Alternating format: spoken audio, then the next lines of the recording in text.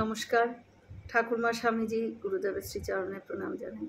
আজ স্বামীজি ও ঠাকুরকে নিয়ে ছোট করে একটি কাহিনী শোনাই।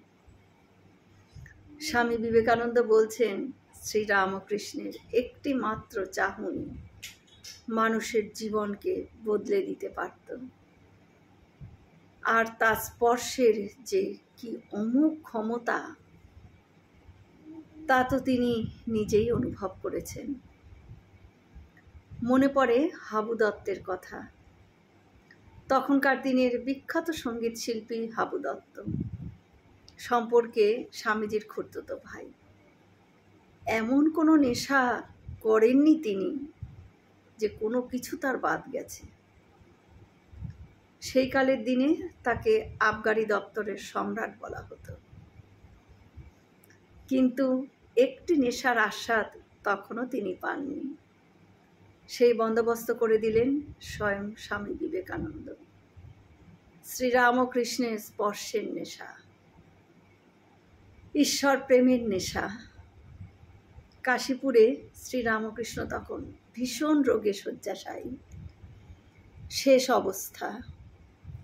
সেই সময় হাবু দত্তকে সঙ্গে নিয়ে স্বামীজি এলেন তার কাছে একটু স্পর্শ করিয়ে দেওয়ার জন্য। শ্রীরামকৃষ্ণ অস্বীকার করলেন। স্বামীজি তো ছাড়বার পাত্র নন। যাকে নিয়ে এত কাণ্ড সেই হাবু দত্ত কিন্তু নির্বিকার, চুপচাপ বসে আছেন তিনি। তার জন্য এসবে কোনো আগ্রহই নেই। স্বামীজি জেদাজেদিতে শেষ পর্যন্ত শ্রীরামকৃষ্ণ হাবু দত্তকে একবার স্পর্শ করলেন। সঙ্গে সঙ্গে হাবু দত্ত বাহ্য জ্ঞান শূন্য। যেভাবে ছিলেন সেভাবেই বসে রইলেন। অনেকক্ষণ কেটে গেল, তার স্বাভাবিক অবস্থা আর ফিরে না।